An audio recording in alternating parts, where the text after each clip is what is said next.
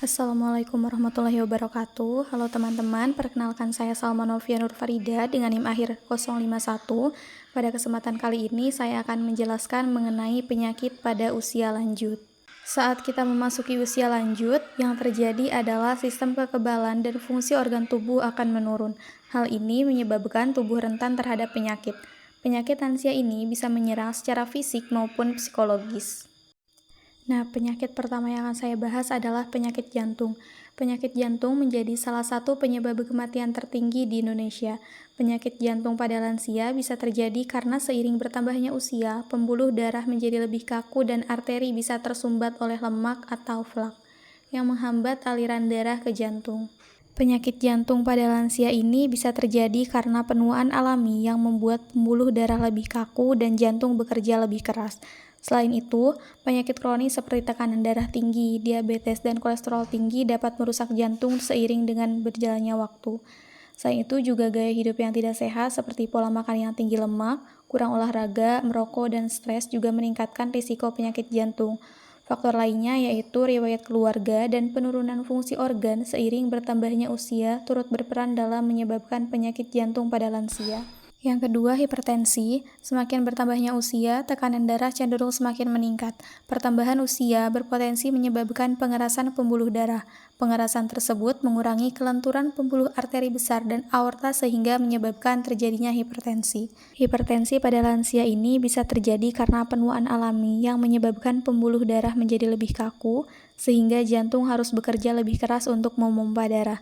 Selain itu, penyakit kronis seperti diabetes, penyakit ginjal, dan kolesterol tinggi dapat memperburuk tekanan darah.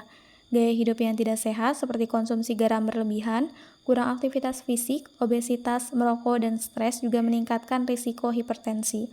Faktor lainnya seperti riwayat keluarga dan penurunan elastisitas pembuluh darah seiring bertambahnya usia turut berperan dalam menyebabkan hipertensi pada lansia. Penyakit selanjutnya yakni stroke. Stroke ini terjadi ketika aliran darah menuju otak mengalami gangguan sehingga sel-sel otak kekurangan oksigen dan bisa mati dalam hitungan menit. Sel-sel otak yang sudah mati ini tidak dapat hidup kembali. Otak merupakan pusat sistem saraf yang mengatur fungsi tubuh manusia. Ketika sel-sel tertentu pada otak mati, fungsi tubuh akan terganggu seperti kesulitan berbicara, berpikir, atau berjalan. Stroke pada lansia ini bisa terjadi karena aliran darah ke otak terhambat atau terputus, sehingga otak kekurangan oksigen dan nutrisi. Penyebab utamanya adalah yang pertama penyumbatan pembuluh darah atau stroke iskemik. Terjadi karena timbunan lemak atau gumpalan darah menyumbat aliran darah ke otak. Lalu pecahnya pembuluh darah atau stroke hemoragik terjadi saat pembuluh darah di otak pecah, biasanya akibat tekanan darah tinggi atau dinding pembuluh darah yang lemah. Yang terakhir, faktor risiko seperti usia lanjut, tekanan darah tinggi, diabetes, kolesterol tinggi, merokok, dan gaya hidup yang tidak sehat. Penyakit selanjutnya yaitu artritis atau radang sendi atau yang biasa kita sebut rematik. Merupakan nyeri di daerah persendian karena peradangan yang terjadi di sela-sela sendi atau pada jaringan yang mengelilingi sendi. Sering waktu, tulang rawan yang berfungsi sebagai bantalan antar tulang menipis sehingga gesekan meningkat dan menyebabkan nyeri serta peradangan. Artritis pada lansia ini bisa terjadi karena beberapa penyebab utama, di antaranya penuaan sendi. Seiring bertambahnya usia, tulang rawan yang melindungi sendi semakin menipis menyebabkan gesekan dan nyeri. Lalu bisa juga karena peradangan. Sistem imun bisa menyerang jaringan sendi yang menyebabkan pembengkakan dan nyeri. Lalu faktor genetik. Riwayat keluarga dengan artritis bisa meningkatkan risiko seseorang mengalami kondisi ini. Selanjutnya, gaya hidup dan cedera.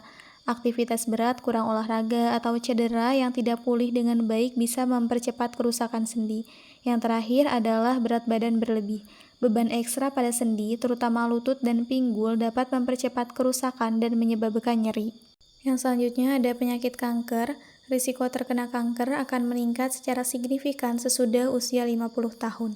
Setengah dari seluruh kanker terjadi pada usia 66 tahun ke atas, mengutip laman Dana-Farber Cancer Institute. Kanker yang lebih umum terjadi pada lansia, diantaranya seperti kanker kandung kemih, kanker paru-paru, dan kanker pankreas. Penyebab utama kanker adalah mutasi atau perubahan pada DNA dalam sel-sel tubuh. Mutasi genetik ini bisa diwariskan. namun juga bisa terjadi sesudah lahir atau pengaruh lingkungan. Penyebab eksternal yang disebut karsinogen ini bisa mencakup yang pertama karsinogen fisik seperti radiasi dan sinar ultraviolet, lalu karsinogen kimia seperti asap rokok, asbes, alkohol, polusi udara, serta makanan dan minuman yang terkontaminasi. Yang terakhir ada karsinogen biologis seperti virus, parasit, dan bakteri. Nah, lalu yang terakhir penyakit Alzheimer. Penyakit Alzheimer adalah penyakit degeneratif otak yang ditandai dengan menurunnya kualitas memori, bahasa, pemecahan masalah, dan keterampilan kognitif lainnya yang mempengaruhi kemampuan seseorang untuk melakukan aktivitas sehari-hari. Penurunan tersebut terjadi karena sel saraf di bagian otak yang terlibat fungsi kognitif telah rusak sehingga tidak berfungsi secara normal.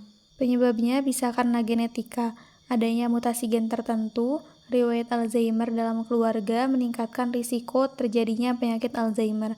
Lalu karena usia, risiko meningkat seiring bertambahnya usia. Yang terakhir, kondisi kesehatan lain seperti diabetes, obesitas, dan hipertensi. Nah, lalu bagaimana cara mencegahnya? Yang pertama dengan pola makan sehat. Misalnya dengan mulai membiasakan diri makan buah-buahan, sayur-sayuran, berhenti merokok, dan mengkonsumsi vitamin. Lalu diimbangi dengan aktivitas fisik teratur, misalnya dengan berolahraga serta rutin jalan kaki setiap harinya. Selain itu, kita juga harus menjaga kesehatan mental, bisa dengan menjaga hubungan baik dengan individu lain dan melakukan kegiatan-kegiatan positif. Selanjutnya, tidur yang cukup, serta yang paling penting yaitu pemeriksaan kesehatan secara rutin. Baik, sekian yang dapat saya sampaikan. Terima kasih atas atensinya. Wassalamualaikum warahmatullahi wabarakatuh.